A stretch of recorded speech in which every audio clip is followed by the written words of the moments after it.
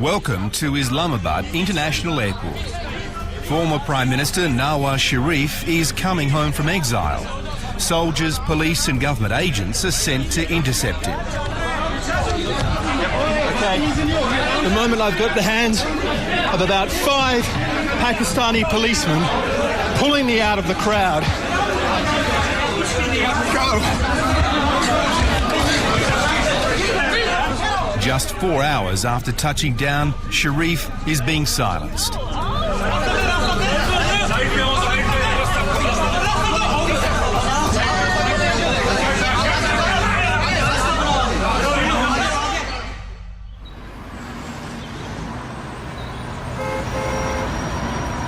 Seven days earlier, we were in London. The upmarket Mayfair district in the heart of the city boasts some of the most costly real estate in the world, owned by some of the world's richest people.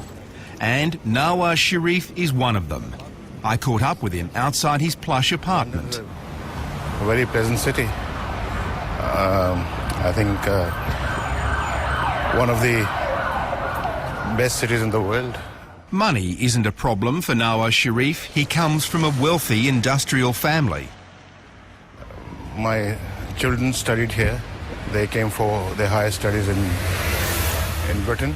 And London's also a great deal more comfortable than Saudi Arabia, where he was exiled in 1999 after being ousted by a military coup led by then-General, now President Pervez Musharraf. Time out, it seems, has mellowed a man once renowned as a political bully. Nobody is an angel. We all make mistakes. So whatever mistakes we have made in the past, there's a lesson to learn. One of those mistakes may have been signing a deal with this man, the current leader of Pakistan, General Musharraf. Total 4 different kinds of outlets. Musharraf claims Sharif promised to stay out of Pakistan for 10 years. But recently the Supreme Court ruled that was unconstitutional and said Sharif was free to return home, infuriating the general. Ever since, he's been courting the Pakistan media, attacking the man who robbed him of power, President Musharraf. He somehow doesn't believe in the rule of law. He doesn't have any respect for the Constitution. He doesn't show any respect to the law of the land. In office, Sharif was labelled an autocrat. He was dogged by allegations of corruption and misrule. But from exile, Nawaz Sharif has repackaged himself as a champion of democracy. I have no personal motives. I have no personal ambitions. My ambition and my motive is only Pakistan, democracy, rule of law. Well, actually, he was very authoritarian during his government. He was more authoritarian than even the military government.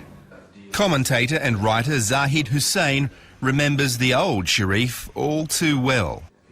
When he was in power, we have all seen that he took confrontation with the judiciary. He basically also arrested journalists. He did try to crack down on the press, and also actually he was ruthless with his own party men. At 57, political rhetoric isn't all that seems to have changed about Nawaz Sharif. Once grey and nearly bald, he now sports a head of dark hair, a fact that didn't escape one cheeky interviewer. Exile has done wonders for you. You look thinner and younger than you ever did. I think when you go back to Pakistan, they'll think you're a film star rather than a politician. Nawaz Sharif has been doing more than the media round in London. He's been courting MPs from General Musharraf's party. Shahzadi Tuwana is defecting to Sharif's party. It's a numbers game for control of Parliament, soon to be asked to rubber stamp Musharraf to another term as president. That's despite polls that show Osama bin Laden is more popular in Pakistan than Musharraf. It's very premature as yet to say how many people will defect or how many people are thinking about it. Only a few political people who think that they can win their seats with the power of the uniform will stay. The rest will leave. Shahzadi is being portrayed by the regime as a rat in the ranks. I don't think it's fair to call anyone traitor or use such strong words, because one has to decide what is good for the country now. What do you think is good for the country right now? It's always been and it always will be a democratic form of government, and this is the need for our country. This is what is needed now.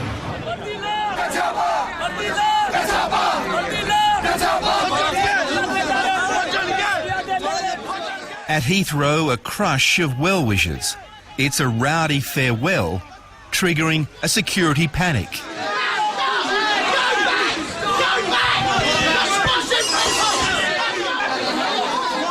The former Prime Minister is booked on 5 different flights to confuse the regime about his arrival time. The drama is reminiscent of 1999, when Sharif refused to allow a plane carrying General Musharraf to land in Karachi, triggering the coup. In a twist, Nawaz Sharif finally boards a government plane, Pakistan International Airlines. It's military run, but the mayhem isn't over. A passenger collapses in the aisle, claiming to be having a heart attack. Takeoff is delayed for more than 1 hour. Once airborne, Nawaz Sharif settles back and prays. Until now, he's been calling the shots. But in 7 hours, someone else will decide his fate. Well, yes, I don't know what will happen to me when I land at Islamabad. But then more important is that where is my country heading to? How much are you personally willing to sacrifice in this fight? Well,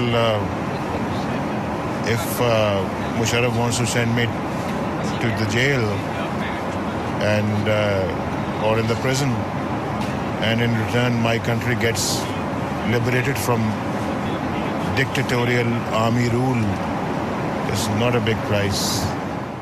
His calculation is less prosaic than it seems. Political martyrdom, he hopes, will win more attention than he's had in exile. Moments from touchdown, a final ruse. Nawaz Sharif moves to the economy cabin, taking up position in the middle of the aircraft. Everyone on board has just become a human shield. Please take your seat. Sit down. Sit down anywhere. Sit down, sir. Sit down. Take your seat, sir. Go Musharraf! Go Musharraf! Go Musharraf! It's feared the plane wouldn't get permission to land. Touching down is the first hurdle, but Sharif smells a trap. He refuses to budge as the aircraft is surrounded. So a strange situation's developed on board the plane. The aircraft is surrounded by several hundred or so paramilitaries and police toting shotguns and submachine guns. Firstly, there was a dispute on board about passports. They wanted Nawaz Sharif to surrender his passport and they could process him off the plane. He refused. Now there's a dispute about bus transport, and as I speak, there are more police coming on board behind. Are you going to allow Mr. Sharif off the plane? Yeah, I've come to request him off board. Is he free to move around? You are awaited off board. You can see the bus. 90 minutes after landing, Nawaz Sharif finally touches Pakistani soil for the first time in 7 years. In the chaotic arrival hall, the authorities make their move. I'm here to serve the warrant of arrest to Mr. Mia Mohammad Nawaz Sharif. With that declaration, government thugs grab Pervez Musharraf's arch-rival. It was a chilling display of brute force. Nawaz Sharif is shoved out a door and taken to a waiting plane, destination Saudi Arabia. The regime insists there was no coercion. This is Information Minister Muhammad Ali Durrani. When he came here, there were options for him to stay here or to go again. So the And he option had- was stay here in jail or go? Or go. He opted for going there. This So- is the reports we received yet. So the option you gave him was to go to prison or to leave the country? Yeah, of course. Back in exile in Saudi Arabia, Sharif is politically isolated. It seemed that he is prisoner at this point. He is under restriction. I will not say that he is detained formally, but I think he has been restricted from going out of his house, and he will not be allowed to travel abroad, or to, particularly to London, I think, until the elections in Pakistan are over. I will be going back to Pakistan very soon.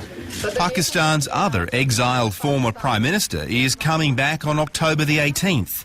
But it won't be easy for Benazir Bhutto to resume normal political life. There are serious legal obstacles, and the regime won't remove them. We have no deal with anybody. Ms. Bhutto's party, we are talking to her, but we don't intend to have any deal as such. Shaukat Aziz was an international investment banker until General Musharraf drafted him to the prime ministership. There's some problems with her return. She's got corruption cases you could renew. Will they be renewed? No, I think the cases are still there. There's no question of renewing them. They still exist. She still has a case to answer. She has many cases, yeah. Okay. 2-term limit on prime ministership. She That can't run stays. for prime minister again. Correct. You're not going to give her that? No, we are not. As I said, there's no deal. So whatever the laws are will stay. At the moment, the only semblance of opposition to the regime seems to be coming from people inside this building, the Supreme Court.